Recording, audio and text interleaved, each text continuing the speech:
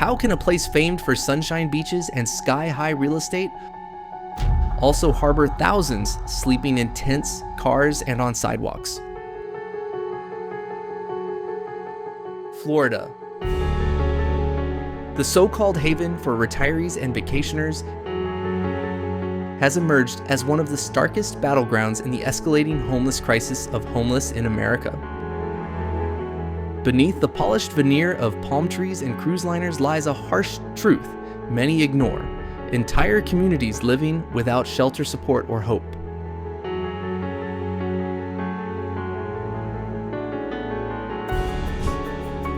While national discussions often focus on California or New York, Florida's homeless crisis has surged faster, louder, and more dire than most are willing to acknowledge.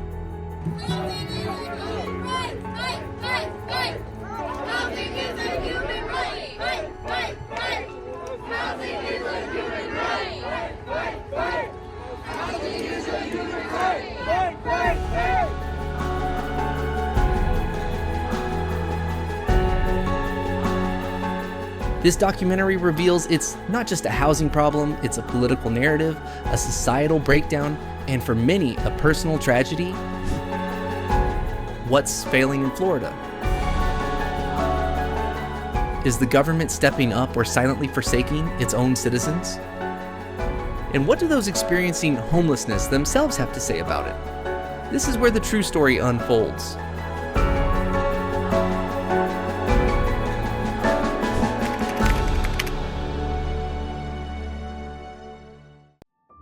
In 2025, Florida faces a pivotal moment in America's worsening housing crisis. With nearly 30,000 individuals experiencing homelessness nightly, the state ranks among the hardest hit and most visibly affected nationwide. The problem spans beyond a single city or area. It reaches urban hubs, coastal communities, and even rural counties. From Miami to Orlando, Tampa Bay to Jacksonville, the same alarming trends persist: soaring rents, flat wages, disappearing affordable housing, and a system seemingly built to let down those most in need.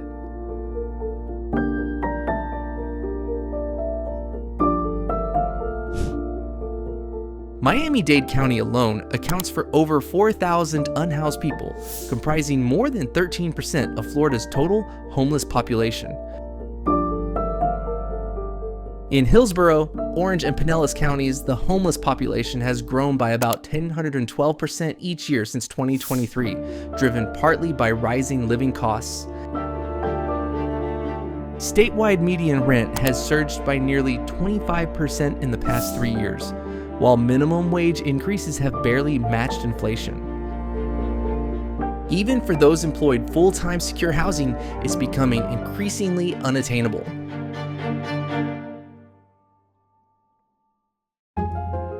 Shelters are stretched to their limits. Most run at or near full capacity year-round, frequently turning away people due to insufficient space or funding.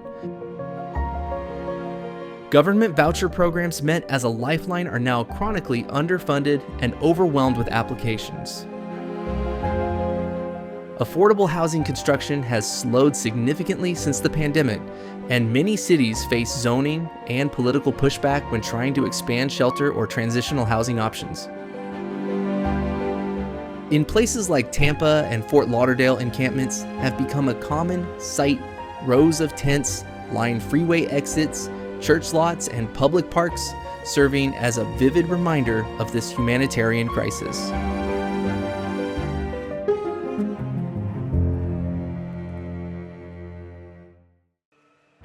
Notably, the demographics of Florida's homeless population have evolved. Homelessness is no longer limited to a narrow stereotype of the mentally ill or long-term unemployed. Families with children, veteran seniors on fixed incomes, and service workers are increasingly vulnerable. In fact, as of 2025, nearly 40% of Florida's unhoused population is estimated to work at least part-time.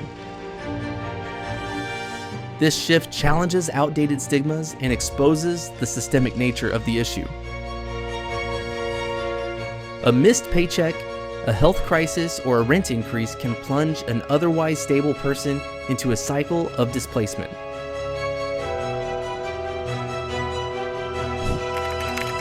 Is this the inevitable result of an unregulated housing market prioritizing profit over people? Or does it stem from intentional policy decisions favoring short-term economic gains over lasting social stability? Florida's thriving tourism and real estate sectors have not led to widespread housing security. Instead, they have deepened the divide between wealthy and poor, housed and unhoused. The tents in downtown Orlando or along Miami's shoreline are not outliers. They are red flags.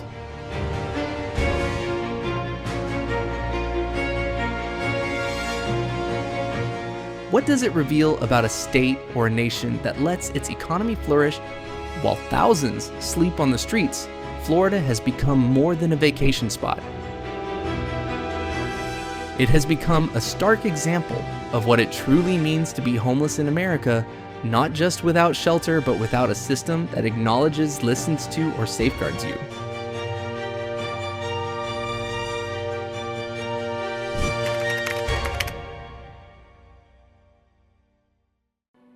To grasp Florida's homelessness crisis in perspective, it's useful to compare it to two other prominent states often highlighted for the same issue, New York and California. All three states contend with steep housing costs and stark income disparities, yet their strategies and results differ in telling ways.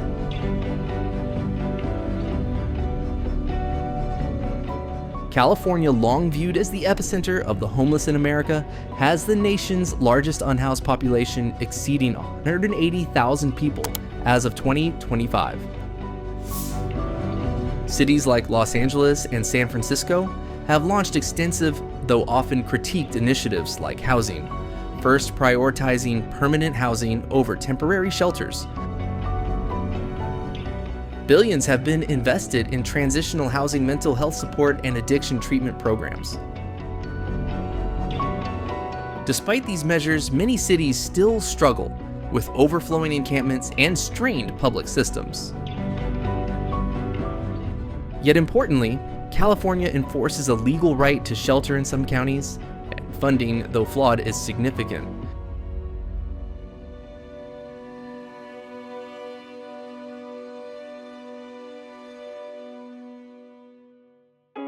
Conversely, New York State, especially New York City, follows a different approach. By law, the city must provide shelter to anyone who seeks it. This unique legal mandate in the U.S.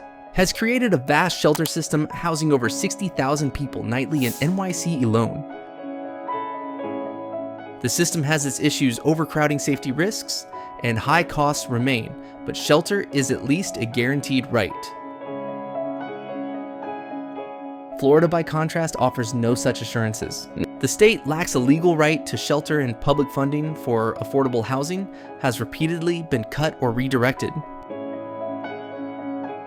Many Florida municipalities have instead turned to criminalization tactics, outlawing public camping, limiting panhandling, or forcing unhoused people to move under threat of arrest. Between 2020 and 2025, at least 7 major Florida cities enacted ordinances focused on displacing homeless individuals rather than housing them.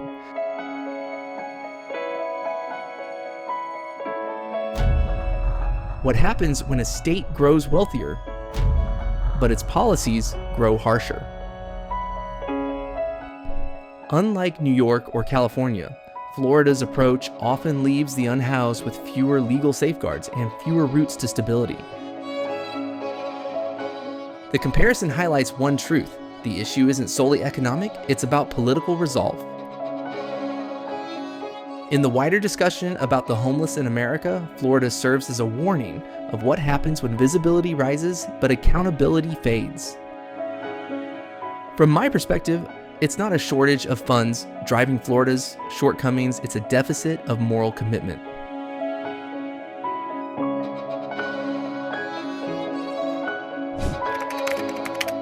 Government solutions and social welfare focus.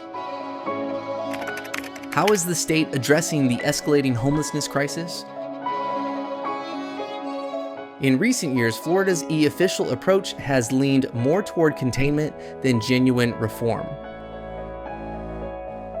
While other states have increased funding for long-term housing, Florida has largely shifted resources to enforcement and temporary relief.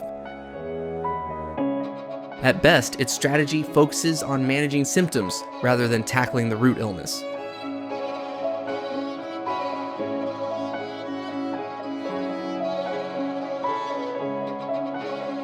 The state budget offers early insights. Since 2021, Florida has diverted significant funds from public housing programs to law enforcement and public safety measures. As a result, fewer affordable housing units have been constructed and emergency shelter capacities remain unchanged. Still, some local governments have implemented temporary pop-up shelters during hurricane seasons, a practice that, while helpful in emergencies, fails to offer ongoing support.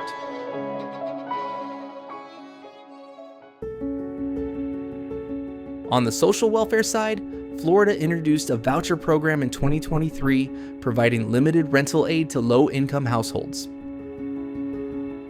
Yet strict eligibility rules persist and demand consistently exceeds available resources.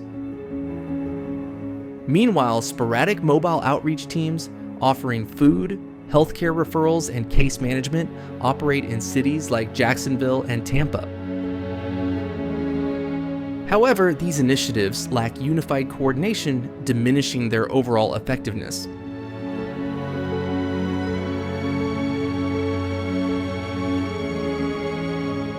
Additionally, the state has favored ordinance-driven policies. By outlawing public camping and panhandling in downtown areas, local governments aim to minimize visibility. Consequently, many unhoused individuals are pushed into hidden tent encampments or displaced from tourist areas, even with nowhere else to go. This systemic relocation stands in sharp contrast to states prioritizing housing-first models.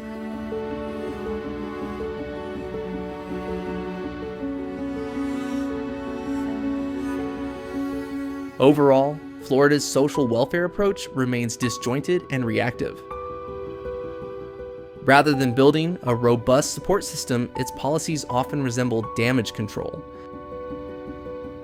Could funding shift from policing to prevention?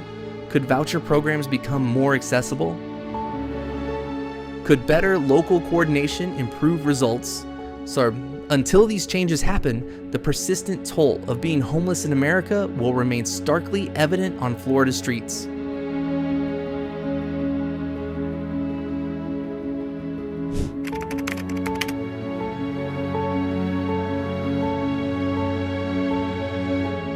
What do those living this reality day in and day out truly think about the social welfare system meant to aid them?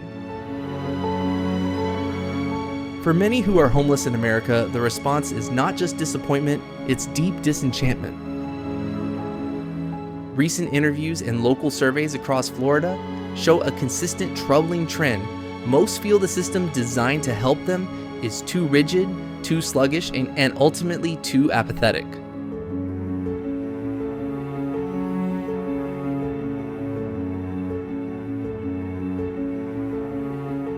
Rather than serving as a route to stability, social services are often perceived as mazes riddled with barriers. In 2024, a Jacksonville survey revealed that over 60% of unhoused individuals had tried to access assistance, whether rental vouchers, food programs, or mental health support, multiple times. Many were turned away due to vague eligibility rules, excessive paperwork demands, or agencies that seemed underfunded and overstretched. One person called it a second full-time job just to prove him broke.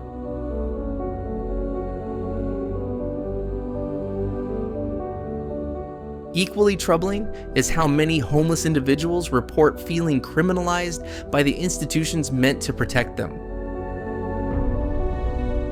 Shelters, for example, are often seen not as safe refuges, but as tightly controlled spaces where dignity is eroded. Curfews, monitoring, and bans on personal items, especially pets or cherished belongings, make many feel less like guests and more like prisoners. Some say they'd prefer to sleep outdoors than comply with rules they view as dehumanizing or punitive.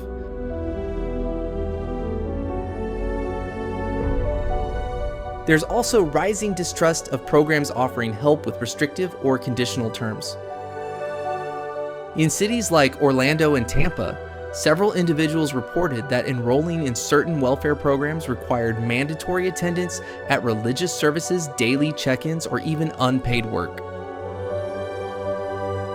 While these frameworks may aim for discipline or structure to many, they feel coercive and disrespectful.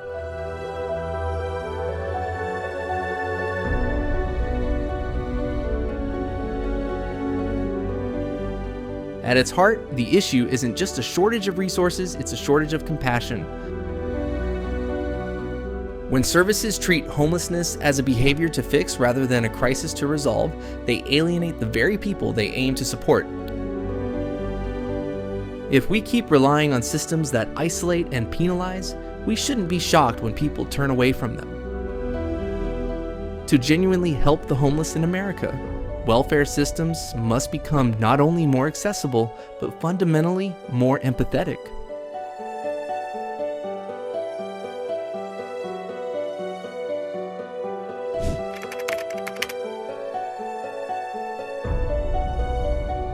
Why do so many people who are homeless in America turn to drugs? In Florida, as in much of the United States, substance use often arises as both a response to emotional distress and a barrier that complicates recovery. While circumstances differ, recent data indicates that 40 to 50% of unhoused individuals in major cities report struggles with alcohol or drug use. This link isn't always direct or inevitable, but given the harsh conditions of street life, it's often a predictable reaction to ongoing stress and instability.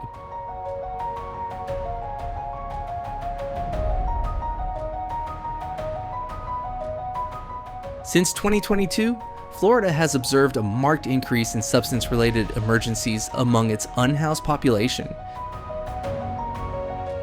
In Miami-Dade County, for instance, emergency services noted nearly a 20% rise in opioid-related cases involving unhoused individuals from 2022 to 2024.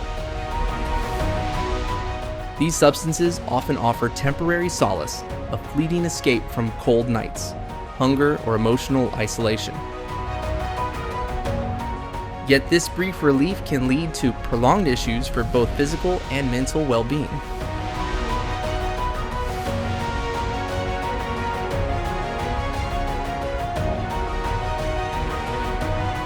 The rising prevalence of highly potent drugs like fentanyl has further burdened vulnerable communities.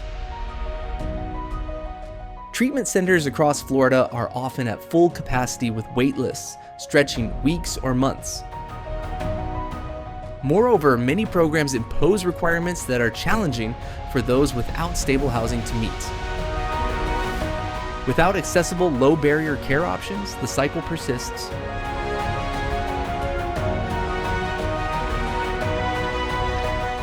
Yet it's crucial to understand that addiction is rarely the primary cause of homelessness. Instead, it reflects deeper gaps in housing, employment, and mental health support. In this context, substance use becomes a symptom of broader systemic shortcomings, not a sign of personal failure. Are we addressing the underlying struggles or merely trying to hide their visible effects?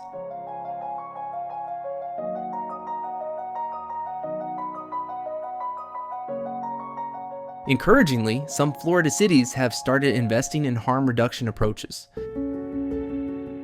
Mobile health units providing naloxone needle exchange programs and low-threshold counseling are beginning to emerge. These initiatives, though, limited signal a move toward treating addiction as a public health issue rather than a crime.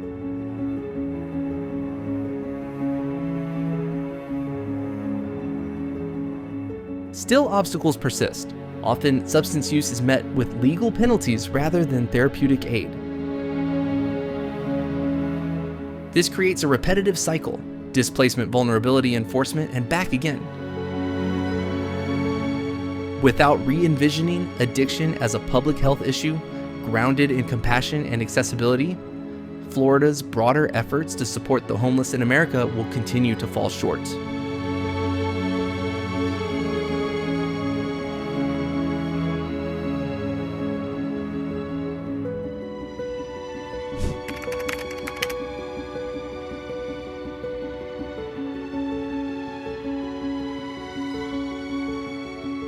From my perspective, the growing acceptance of substance use as a coping mechanism among those homeless in America has become a profoundly troubling trend.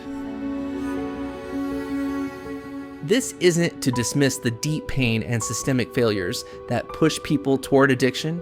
Rather, it's to question the idea that numbing reality with drugs is an acceptable or admirable form of resilience. When did we start equating survival with self-harm?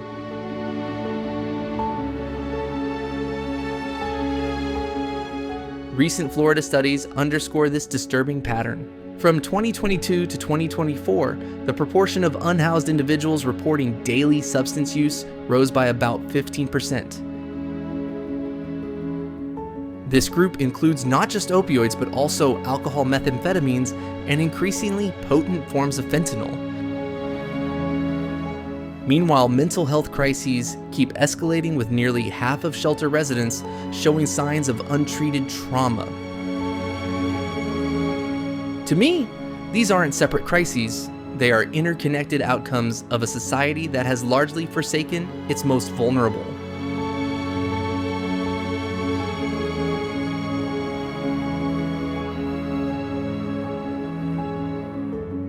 Moreover, while some argue substance use offers temporary relief, that relief is empty.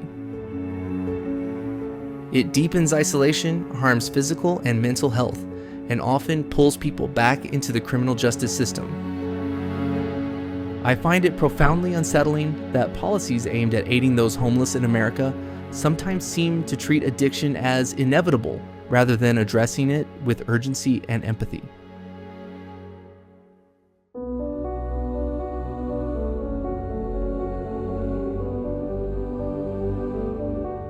Is fleeting escape worth sacrificing long-term health? To me, the answer is obvious: no. Yet without a shift in societal mindset and policy, addiction will remain the default escape for those excluded from secure housing and meaningful support. Instead of sidestepping personal accountability, society must provide pathways that restore dignity, not diminish it. In my opinion, tolerating substance use as an understandable byproduct of hardship risks normalizing self-destruction. Even worse, it lets policymakers evade deeper responsibility, offering solutions that address symptoms rather than root causes. In the larger narrative of homeless in America, we must demand more than short-term fixes. We must call for transformation in our systems and in how we value human life.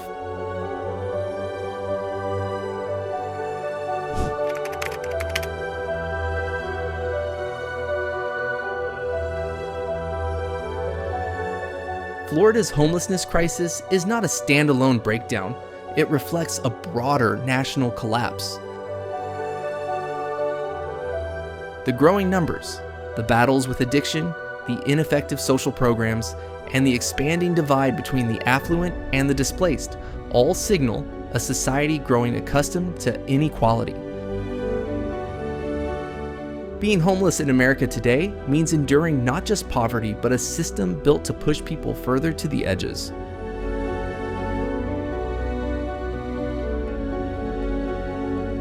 Throughout this exploration, we've observed how Florida's policies starkly differ from those in New York and California, often to their detriment.